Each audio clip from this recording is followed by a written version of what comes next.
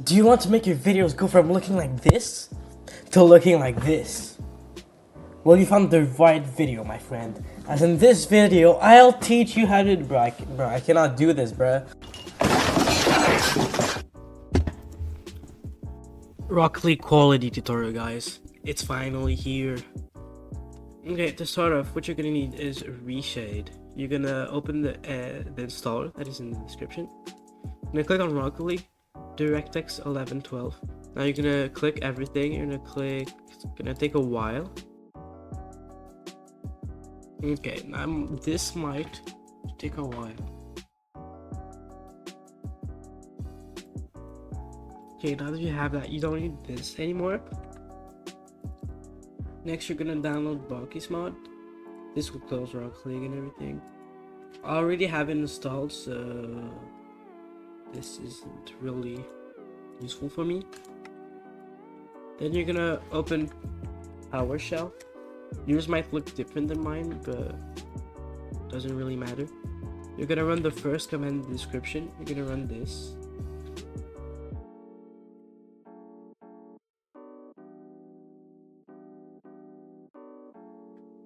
And then you copy this command. You're gonna run it. But since I already have it installed, doesn't really do anything. And then you're gonna run this. And then you're gonna open this. I'll have it in the description as well. It's called Smoothie. It's for adding motion blur. This, it's gonna look different for you, probably, because this is my custom config. I'll leave it in the description. But keep in mind, if you have an AMD GPU, this will be different. But I'll leave for NVIDIA GPUs in the description as well. Okay, now you have Rocket League open. I'm gonna show you my video settings first. So when I play, I use performance settings. Whenever I'm editing, I put it on high quality, but I disable motion blur, lens flares, bloom, and depth of field. I use borderless, and I put my FPS uncapped to copy everything here.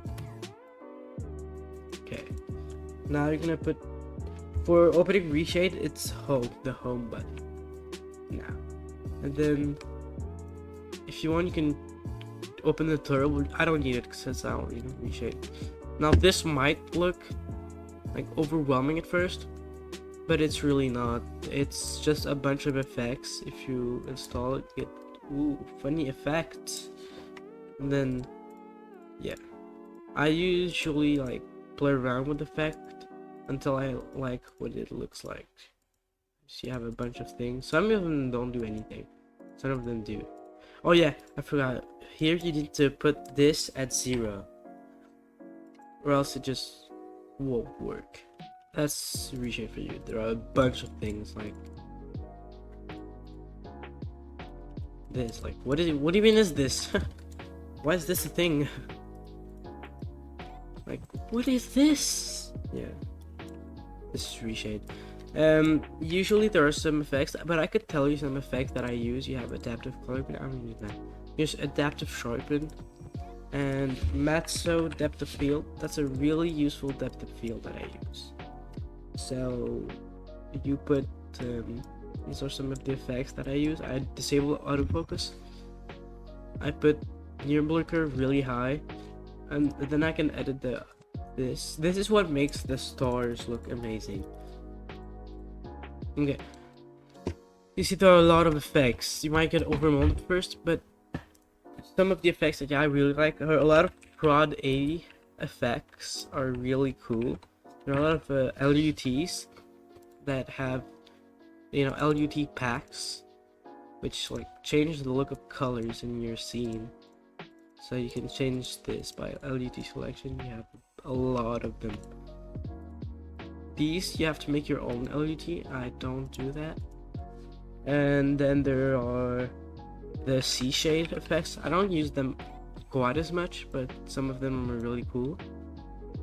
There's, yeah, basically a bunch of effects that I don't know what all of them do, and just by playing around with all of them, you'll end up with something cool.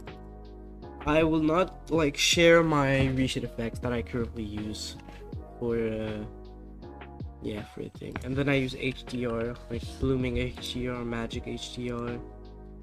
This might look weird, but they are really cool. Yeah, for Bakkesmod, what you need to do is open the app.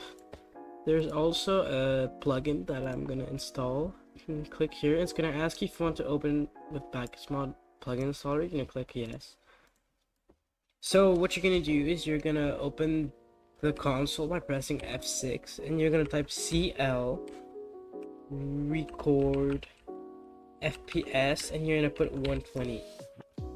This will make it so your replays, when you play a game and you save your replays, it'll make them record at 120 FPS instead of 30 FPS. So yeah, it just makes it look better, like, every time. Personally, that's what I do. But if you don't like it, you can always disable it.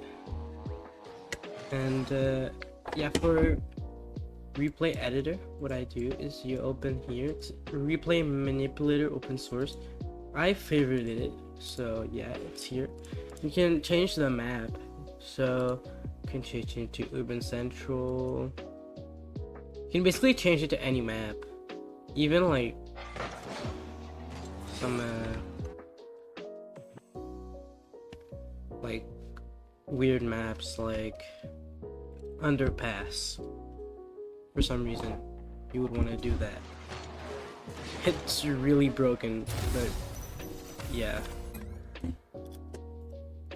I use CapCut for editing. So I'm gonna break down what I did for this specific video. It's not working, it's the song. So if I just disable everything, this is what it looks like. It looks completely different. So what I started by doing is I used adjustment to edit the colors a bit, and then I like remove the saturation here. Whenever I hit the ball, I turned the saturation up. See? I did this by put a keyframe before when I want the saturation to end by clicking the little button here. So this little button, this is a mixed keyframe. If I go to the next keyframe, which is the frame after, I put the saturation back to 0. Then what I do for flashes, so highlights whenever I hit the ball, I use a white PNG. I put the saturation up. I put the blend mode as overlay, and then I put around 41 depending on the clip. Okay, now I use for the watermark, I make a text. I put this font as the next font. You can find it in the link in the description. And I put the font size as 5. Then I click Alt Chi. This makes a compound clip. And I put the blend mode as overlay and the opacity at like 100. This makes it look really nice. Yeah. Then what I did here is I used a black PNG to go from 0, the opacity, to 100 using keyframes to whenever I hit the ball. And then I used a black flash to enhance the effect. Then I used a shake that goes from 0 to 16, 21. You can find all of the effects here. And yeah, then I put a really quick descending shake. I use black flash too. I just find it really cool. It pleases my eyes for some reason. Then I use 2 filters. One for the clips that I find appropriate for this filter. Some filters don't look good on other. Yeah. Then I have a white flash for whenever I hit the ball. And then I put crumbler and wide angle. This makes it look like smaller but bigger. It makes everything look better. It makes it everything faster and more fast paced. I use the pull in and pull out transitions, and then I make them really short so it gives a nice flick to them. And then after that, sometimes I use DaVinci Resolve. For this specific video, I used DaVinci Resolve and changed the hue of the colors a bit to make the orange purple and the blue a bit lighter. Wait, did I just say purple? No, pink. What am I saying? Okay, so it's here. For this video, this is the thick octane video. I went open Fusion page on the clip. You put the clip in here and then you drag it in. This is the cut tab. Open Fusion page. And then you click color corrector. You can control space and then you have effects. I might have a lot more than you, but yeah. Then I put the hue at 0.92, saturation at 1.13. And this you can't really copy. I mean, you can try to do it, but yeah. And then I just moved the little thingy here until I got something that I liked. Yeah. Now oh wait, no, I forgot something. Yeah, if you open this and then okay, you click on the last tab here, deliver tab. I put my format as QuickTime. This is my codec that I use. This is the original streams. Yeah, for the project, I go project settings. Put the frame rate as 60. If you don't like, yeah, frame rate is 60. Then if you use vertical resolution, then I put the quality as best, preset, everything. Okay, now this is what I get when I use these settings. Really nice. But there's no motion blur and it's not 4K. If you use 4K on your videos, YouTube will use better codecs for it and just make it look better. So you right click, send to, and then smoothie. This is what makes the motion blur in the videos. Yeah.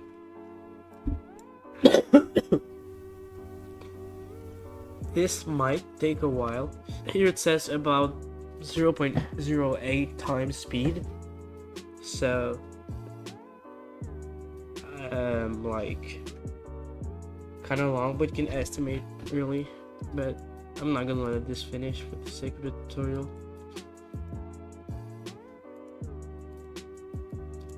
I don't know if this is gonna play, but yeah, no. And then you're gonna right click, send to CTT upscaler. This will make it 4K so YouTube can use the, yeah. And then you're gonna put here, you're gonna change from CPU to NVENC if you have NVIDIA, AMF for AMD, and QuickSync for Intel. Since I have an AMD GPU, I'm just gonna put AMF here. Then the skill filter, you're gonna put FSR CNNX. Target height, you can keep it here. This you're gonna put it as MP4. And yeah, that's pretty much it.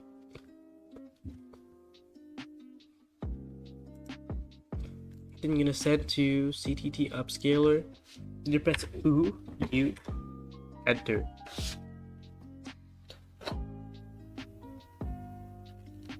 This will be much faster than the motion blur. So less demanding task.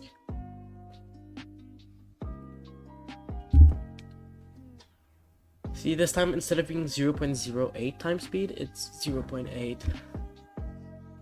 This also adds a bit of sharpening, so you can see here in details it's 1216 by 1260.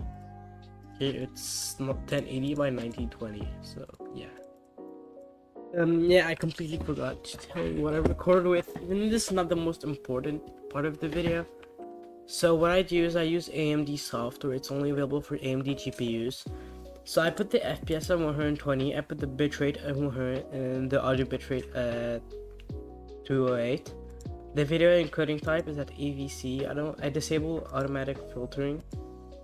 Audio channels are automatic, and I disable separate microphone tracks. I don't use microphone. And for instant replay, I put it at 30 seconds.